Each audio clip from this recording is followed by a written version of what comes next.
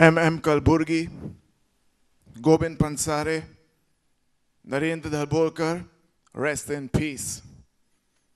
Their murders were meant to send a message to artists and thinkers and to the people of this country. As a result, many of us have become careful how we speak when we have a public forum. Friends of ours and people we know have been at the receiving end of violence, threats of violence, police harassment, incarceration, and media-led hate campaigns. The foremost question this brings to my mind is, how can I resist? How can I use what I love and what I'm good at to resist? Resistance is of personal importance because there comes a time where if you remain silent, you become complicit in the crime. And where inaction is disempowering and deeply humiliating on a personal level. So how do I resist? How do we equate with the horrors around us? How do we live with and express the hope of radical transformation of how society is organized and how we are living with each other? Playing Jamaican music in India is probably not the first thing that comes to your mind, and it may not be the most effective thing, but it's what I do. I love reggae music very deeply. Reggae music raised me, taught me to think about politics, gave me a voice, and so this is what I do in India. I promote reggae music. Reggae music is unique in the world. To my knowledge, it's the only form of music that comes from a former colony. Remember, Jamaica and India used to be a part of the same colony. It's the only style of music that comes from a former colony that talks about equal rights and justice, that challenges a corrupt regime, that talks about colonial history. And at the same time, reggae music is immensely popular all over the world. You have people in Japan, in France, in Norway, in Sweden. You have young kids looking to Jamaica, not America or the UK. They look to Jamaica for cultural orientation. They play reggae music and they try and learn and speak patois, the ghetto grammar and the broken English from Kingston ghettos, which I also speak when I sing. This is unprecedented in the history of civilization. The equivalent of this would be if you had people in Scandinavia and Norway trying to speak English the way some of the most disenfranchised people in India speak English, some of the most uneducated and marginalized. If their broken English and their identity became aspirational, imagine how it would make them feel. This is radical. Reggae music has taught me two things. One, how in a scenario where you lack conventional power, you don't have political power, you don't have economical power, you can use culture as a weapon to express yourself, to broadcast your identity, and to tell your story. Because power consists of who gets to tell the story, who gets to tell us what's happening in India and what's happening in the country. Reggae music taught me how poor people can challenge this in a creative way, in a way that gives people energy and unity. The second thing that reggae music taught me is I learned about nationalism.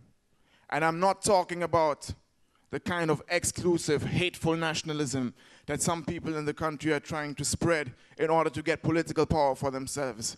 The nationalism reggae music taught me about is based on Pan-Africanism and on the idea of negritude by the Caribbean philosopher M. Cesar. It was meant to be inclusive, to bring people together. It was based on unity. It was based on a common shared interest and a common oppressor. We could do well with some of that nationalism in India today.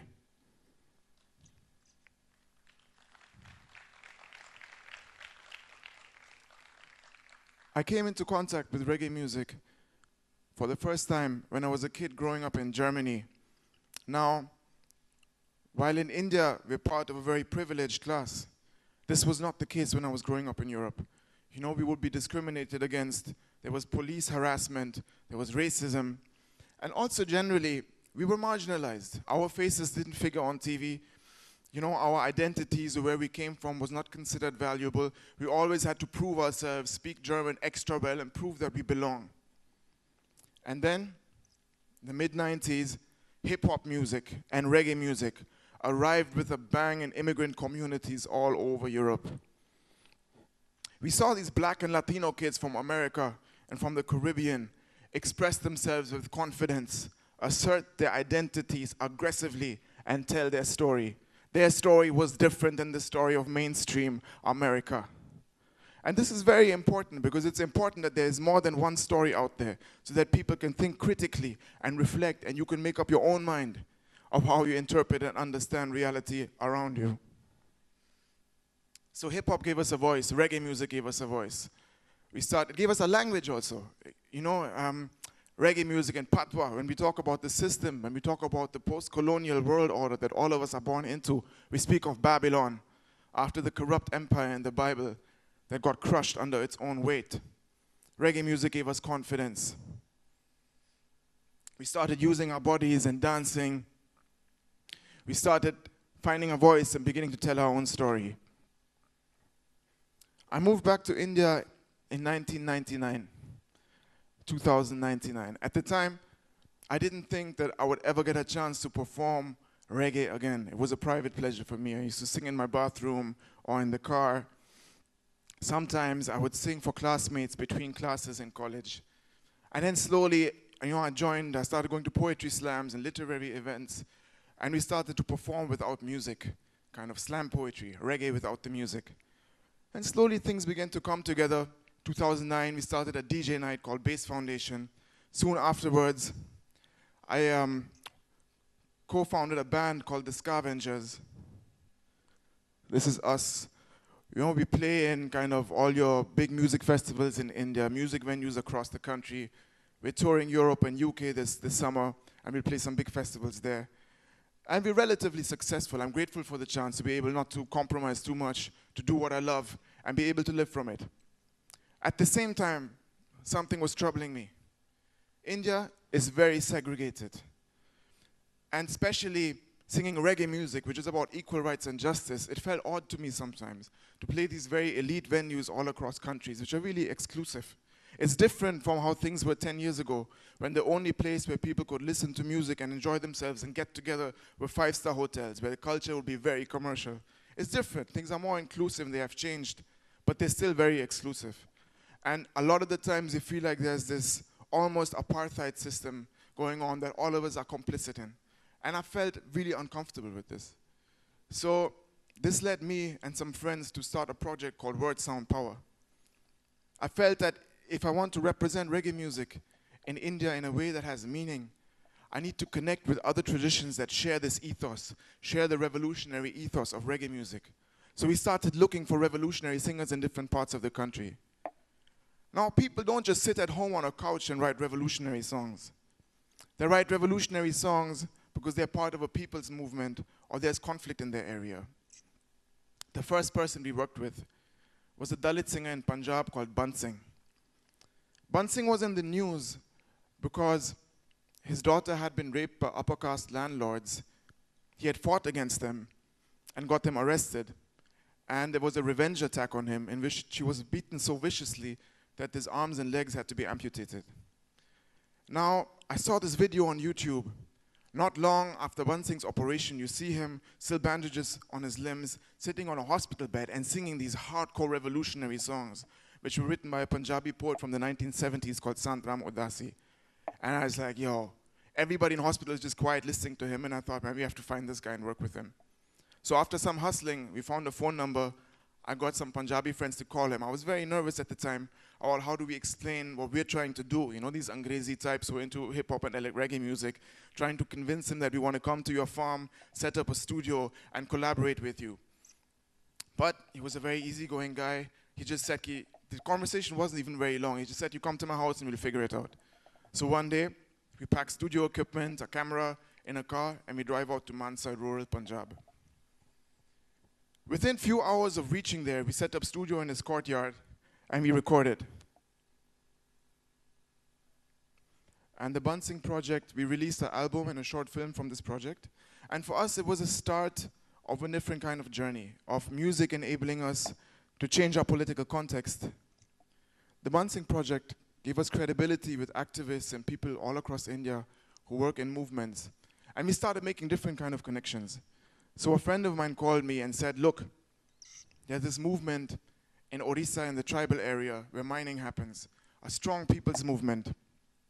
You go there and you work with them. Music was a very important part of this movement. So I started reading up on it. The movement in Kuchipada in Orissa is not far from Niyamgiri. It's one of many such movements in the country where big mining corporations are trying to extract resources. Now, technically, the constitution is supposed to protect people's rights, but the profit margins are so big that they are blatant human rights violations. People are killed, people are arrested, you have the police there, you have private thugs. This is the kind of scenario that we travel to. What was amazing about Kuchipadar is that similar to the spirit of reggae music, this was a place where some of the poorest people in the country who were up against a very powerful state, a violent and corrupt police force, and very powerful and rich companies. We're talking about the biggest companies in India. They managed to create a people's movement where they could mobilize 5,000, maybe 10,000 people, and they managed to hold this company off for about 10 to 20 years and hold on to their land. Now we traveled there expecting a euphoric people's movement, of which music was a very important part. And when we reached, we found that things were in a state of depression. And it was a very rough reality. This is the first time also that we traveled to an Adivasi village, which is something that I'm actually very grateful for. That part of it was a wonderful experience. But we reached there and there was this violence simmering beneath the surface. And we learned that the movement there had been violently crushed in 2008. It was violently crushed by thugs hired by the company. It was Aditya Birla, I think, at the moment, who's trying to mine there. The police force was arresting people. 3 people had been killed. The CRPF had made a sweep of the area. So when we reached there, things were in a state of depression. And it took us a long time to convince people. It took us a long time to convince people to sing these songs and work with us. And I'm going to show you a short example from the clip, from the project. It's here. Mande mati tiki kohra. Kama dia mati neptel kama dia mati. Ha. Kaca sana. Nope maru sangram ti itu kacungi. Pacat hunde pacelikor. Sobu maru sangram tare bitadi ika kahajana ninu pac bitadi ninu mana tani sobu vehmo. Vesta venci jani. Eda vehmo. Dami dah ni. Oh, you recording? Ultu gitu, ha? Oh, dikala. Akai tadi dah ultu gitu nanu suri. Suruh kata. हाँ चलो. Vadutai vai ekotar strotiari kino sangrami biranyano. Naskah haji loku hatino berunu mandata gotuano duko suko bicarokino. Nayu taki komiti kino desoti loku urundi kino nayu jada santi kino.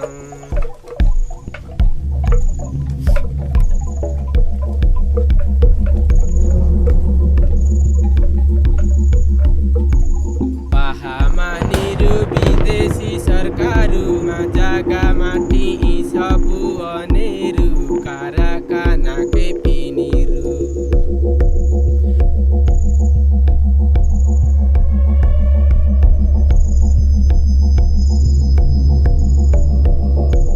Eyubiyu gali nasta kiniru bisaptana amruta oniru mage kangla kiyaniru.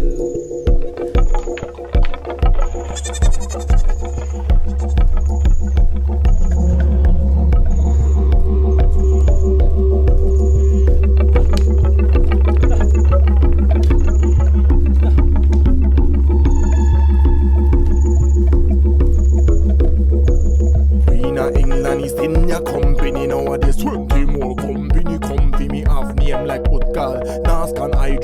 Aditya Birla, last on top road, death. Terrorize with community, blood red police beat with impunity. Shut up us, we scatter with strength and unity. Member them beat a man with a rifle, what? Meet me there on the beautiful river, blood stain wash, we group and we... A lot of the music and the films we produce, it's all available for free online. We released an album and a film from the Bunsing project, and we released a film and an album from this project in Orissa as well called Blood Earth. So if you're interested in it, you can look at it online. I wanted to show you the clip so that you get a sense of the reality and the mood there.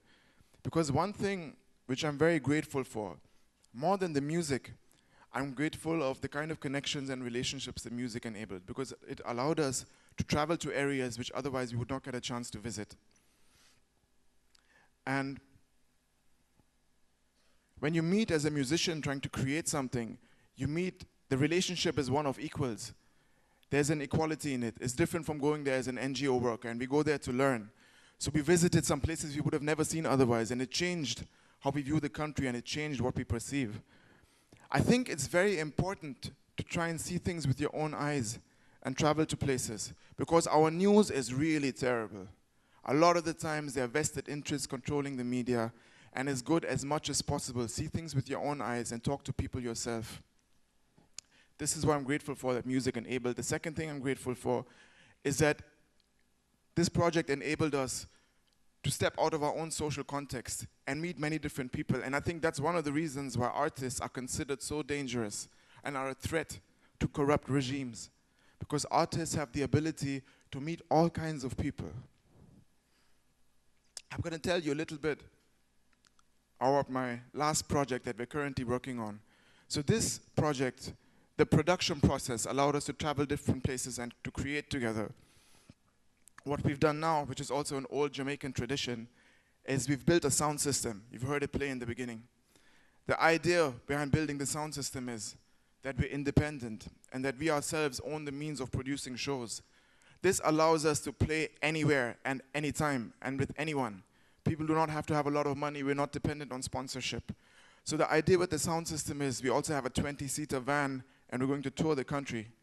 And our aim is to find spaces where it's possible to play, to create spaces where people can come together, enjoy themselves, talk to each other. There's a sense of unity and politics. So I think on that note, I'm going to leave you with one more song. Thank you guys very much for allowing me to share my journey with you. And I wish you well and good luck on your own journeys. This song is considered the Rastafari national anthem of the world. All people who want to live with hope and we're fighting against odds. Here it is!